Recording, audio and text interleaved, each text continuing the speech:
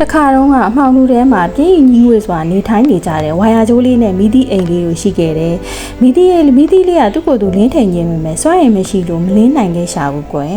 တနေ့တော့သူတို့စီကိုအားရင်တွေအပြည့်နဲ့ဘိုက်ပူပူဘက်ထရီဖိုးရောက်လာခဲ့တယ်ဖိုးဖိုးရဲ့ခေါင်းမှာ plus အပေါင်းငုံရှိပြီးခြေထောက်မှာတော့ minus အနှုတ်ငုံရှိတာပေါ့ဖိုးဖိုးကငါစီမှာမင်းတို့ကိုအလင်းအောင်ပေးနိုင်တဲ့ဓာတ်ရူစွမ်းရည်တွေရှိတယ်လို့ပြောပြလိုက်တဲ့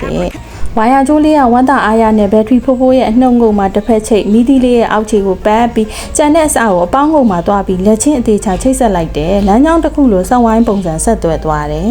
မီလင်းမို့အတွက်တငယ်ချင်း၃ယောက်တိုင်ပင်ပြီးလက်ချင်းချိတ်လိုက်ကြတယ်ဝါယာကျိုးလေးကအနှုတ်ငုတ်ကနေမိသီးလေးစီမိသီးလေးကနေအပေါင်းငုတ်စီကိုအစာဆုံးအကုန်လုံးထိဆက်သွားအောင်လျှက်စစ်ပန်လန်တစ်ခုဖန်တီးလိုက်တာပေါ့အဲ့လိုလက်ချင်းချိတ်ပြီးတာနဲ့ဘက်ထရီဖိုးရဲ့ဘိုက်ထဲကအီလက်ထရွန်လို့ခေါ်တဲ့လျှက်စစ်အမှုန်မွှားတွေကဝါယာကျိုးလေးတိုင်အုံကျွတ်ကျွတ်နဲ့ပြေးထွက်လာကြတော့တဲ့ကလေးတို့ရေ